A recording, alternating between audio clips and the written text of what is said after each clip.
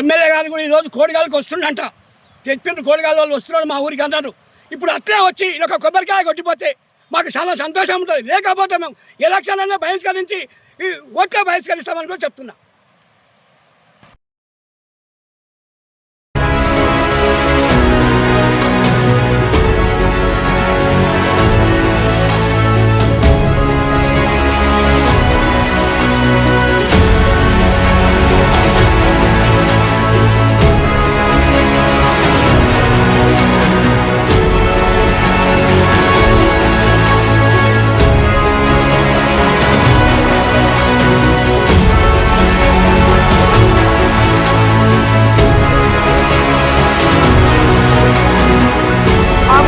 తాండా ఉంది.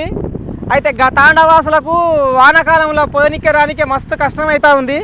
మొన్న వానలో పడ్డప్పుడు కూడా మనకు జిల్లా ఎస్పీ మేడం ఇక్కడికి వచ్చేసి వీళ్ళకు చెప్పిపోయారు.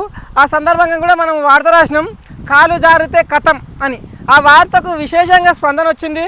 ఇంకా దాని తర్వాత మన జడ్చర్ల శాసనసభ్యుడు అనిరుద్ రెడ్డి సారు ప్రభుత్వంతో మాట్లాడి ఇక్కడ వెంటనే బ్రిడ్జ్ ఏర్పాటు చేస్తాం వర్షాలు తగ్గిన తర్వాత అని అన్నారు. అయితే వర్షాలు తగ్గినాయి, డిసెంబర్ మాసం వచ్చింది. ఇప్పుడు మనకు సర్పంచ్ ఎలక్షన్లు జోరుగా నడుస్తూ ఉన్నాయి.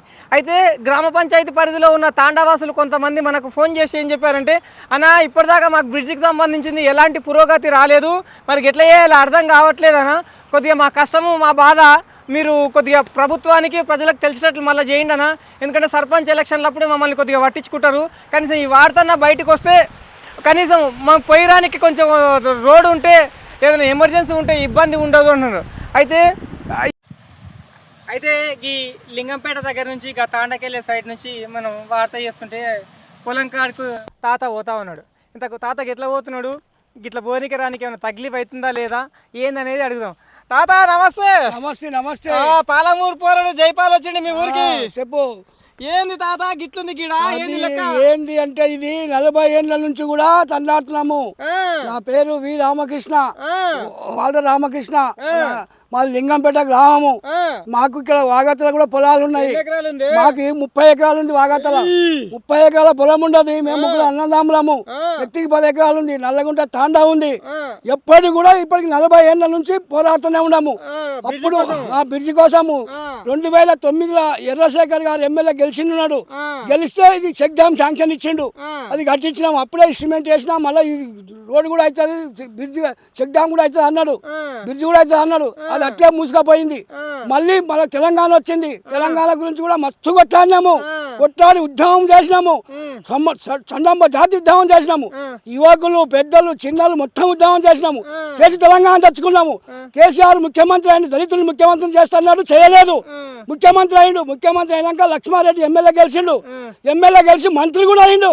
10 సంవత్సరాల నుంచి కూడా వాళ్ళు పట్టించుకోలేదు మా బ్రిడ్జిని. 10 సంవత్సరాలు పట్టించుకోలేదు. అడిగినాము 2-3 సార్లు పోయి అడిగితే ఒకసారి ఏం చేసిండు, మీ ఊళ్ళో ఎన్ని ఓట్లు ఉన్నాయి మీకు బ్రిడ్జి కట్టడానికి అన్నాడు. అంటే మా ఊళ్ళో ఎన్ని ఓట్లు ఉన్నా, మాకు తండా ఉంది అవతల, మాకు పొలాలు ఉన్నాయి, మాకు బ్రిడ్జి కావాలన్నాము. కాదన్నాడు, బ్రిడ్జి కాదు, మీరు ఏం చేసినా సచ్చినంత వరకు కూడా మీకు బ్రిడ్జి కాదన్నాడు. సరే అని ఊకున్నాము. ఊకున్నాక ఒకసారి మళ్ళీ ఏం చేసిండు, ఉస్కాకు పర్మిషన్ తెచ్చుకున్నాడు. కలెక్టర్కి వెళ్ళి ఉస్కాకు పర్మిషన్ తెచ్చుకొని కొట్టుకపోతా అన్నాడు. ఇదే అరుణ్ రెడ్డి దానికి పోయినాము. అరుణ్ రెడ్డి దానికి పోయి ఇట్లా పర్మిషన్ ఇచ్చినంట ఏం చేయాలి. అప్పుడు ఎమ్మెల్యే లేడు అరుణ్ రెడ్డి, ఉట్టిగానే ఉన్నాడు. అదే ఎర్రశేఖర్ దానికి పోయినాము. ఇద్దరిని తోలుకొచ్చి ధర్నా కూడా చేపించినాము. ఇక్కడ వాగులా ఉద్యమం చేసి ఉసుక ఆపించినాము. ఆపిస్తే కూడా కాలేదు. ఇక అంతకు అరుణ్ రెడ్డి ఏమన్నాడు, నేను ఎమ్మెల్యే గెలిచినా చేపిస్తా అన్నాడు. మాట ఇచ్చాడు. ఇలాగ అరుణ్ రెడ్డి కూడా బండ్ల చేస్తా అన్నాడు. ఇప్పటికి కూడా కాలేదు. ఇప్పుడు నిన్న మొన్న ఏమంటున్నాడు, సాక్ష్యం అయింది 4.5 కోట్లు అయినాయి అంటున్నాడు. అది నిజమా వద్దామో మాకు తెలియదు. ఇంకా అది ఖచ్చితంగా అయినట్టుంటే ఆయన వచ్చి టెంకాయ కొట్టాలి, కొట్టి మాకు అది నిరూపించాలి.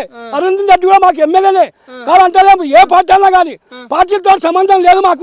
మాకు బ్రిడ్జి కావాలి, బ్రిడ్జి కావాలి. అది ఇట్లాంటి బూటికాలు చెప్తే మేము నమ్మము. అప్పుడు ఎర్రశేఖర్ కూడా చెప్పిండు అయ్యింది మీకు అన్నాడు, కాలేదు.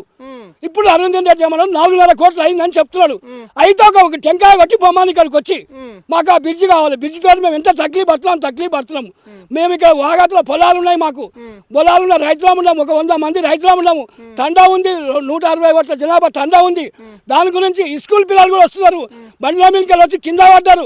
1-2 కింద పడి నడుములు కూడా పోయినాయి ఇక్కడ ఆ బండ్ల మీదకి వచ్చి. ఇటువంటి సమస్య జరుగుతున్నది మా తెలంగాణ వస్తే మనకు అన్నీ అయితే అన్నారు. తెలంగాణ వచ్చాక తెల్ల అయిపోతుంది. ఇది న్యాయమేనా? మనకిది తెలంగాణ వస్తే మన పనులు మనకైతే ఆంధ్రలో విడిచిపెట్టడం అన్నారు.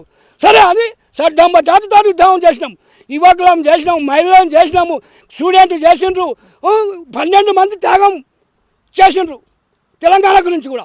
శ్రీకాంతాచారి అగ్గిపుల్లా తీసుకుని అంటిపెట్టుకున్నాడు శ్రీకాంతాచారి కూడా తెలంగాణ ఉద్యమంలో. యాదయ్య, శ్రీకాంతాచారి ఇటువంటి నాయకులు ఇంచుమించు ఒక 30 మందికి చచ్చిపోతే కూడా వాళ్ళని గుర్తించాలి ఇంతవరకు. మన కేసీఆర్ ముఖ్యమంత్రి గుర్తించాలి ఇంతవరకు వాళ్ళని గుర్తించి వాళ్ళకి ఏం చేస్తలేడు అని. ఇంతటి అది పోయినాక మళ్ళీ ఏమో రేవంత్ రెడ్డి ముంగలికి వచ్చి నేను చేపిస్తా, నేను సార్ చూడండి అని ముంగలికి వస్తే మళ్ళీ రేవంత్ రెడ్డికి సపోర్ట్ చేసి రేవంత్ రెడ్డి ముఖ్యమంత్రి చేసినాం. ఆయన కూడా ఇంతవరకు ఏం లేదు. అరుంధతి రెడ్డి నేను చేపిస్తాను, అరుంధతి రెడ్డి శాంక్షన్ అయింది. మొన్న కూడా పోయినా అరుంధతి రెడ్డి పోతే ఏమన్నా శాంక్షన్ అయింది బిడ్డ, 4.5 కోట్లు శాంక్షన్ అయింది, నేను వస్తే చేపిస్తాను. మీరు ప్రజలకు గమనించాలి. మరి ఇప్పుడు సర్పంచ్ ఎలక్షన్లు అవుతున్నాయి కదా, మరి ఏం చెప్తాం అనుకున్నా? అనుకున్నావా? మా దగ్గర ఎస్సీకి అయింది రిజర్వేషన్. వద్దురా అంటే 5 మంది వేసిండ్రు.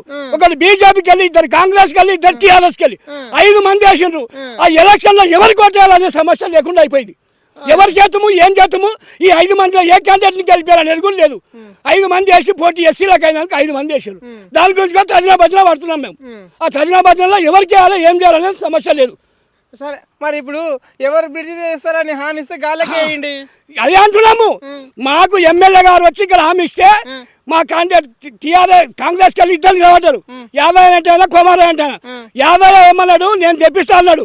నువ్వు తెప్పిస్తా అంటే కాదు, ఎమ్మెల్యేని దొరకొచ్చిన పూర్తి చెప్పి శాంక్షన్ లెటర్ చూపిస్తే నిన్నే గెలిపిస్తానని కూడా చెప్పినాం. చూపిస్తా అన్నాడు. ఇంక ఇంతవరకు ఏం లేదు. రేపు లేదు, ఎల్లుండి ఎలక్షన్ ఉన్నాయి. ఆ ఎలక్షన్లో కావాలి ఖచ్చితంగా చూపించాలి. అప్పటి వరకు ఇంకా ఇన్నారుల ఆవేదన 40 ఏళ్ళకెళ్ళి అంటే వాళ్ళ ముత్తాతలు, వాళ్ళ తాతలు, వాళ్ళ నాయనలు, వీళ్ళ కొడుకుల తరం కూడా వచ్చింది.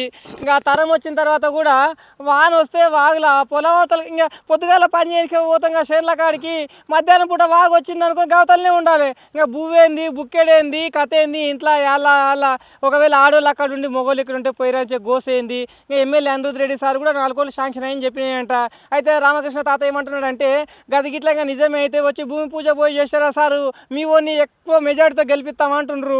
ఇంకా మరి ఇంకా రేపు ఇళ్ళకి జడ్పీటీసీ ఎంపీటీసీ ఎలక్షన్లు కూడా వచ్చేటట్లున్నాయి కాబట్టి మరి సర్పంచ్ ఎలక్షన్లు అయిపోయిన తూరే నిజంగానే ఆ 4 కోట్లు వచ్చినాయి నిజమే గిట్లంగా అయితే వీళ్ళకి బ్రిడ్జ్ ఏర్పాటు చేయాలని చెప్పేసి తాత కూడా కోరుకుంటుండు. అయితే తాత నాకు ఏ పార్టీతో సంబంధం లేదు, 100 మంది రైతులకు పొలాలు ఉన్నాయి, తాండోళ్ళు ఉన్నారు, చదువుకునే పిల్లలు ఉన్నారు, పోయిరానికి కష్టం అవుతుంది, మాకు బ్రిడ్జ్ చేపించి పుణ్యం కట్టుకోండి సారు, జీవితాంతం రుణపడి ఉండడం అంటే అంటున్నారు. ఇంకా ఉద్యమాలు చేసినాం, ధర్నాలు చేసినాం, అన్నీ అయిపోయినాయి. ఇంకా పానాలు ఒకటే మిగిలినాయి. పానాలు కూడా కావాలన్నా సార్, వాళ్ళ నీళ్ళలో కొట్టుకుపోయి పానాలు సార్.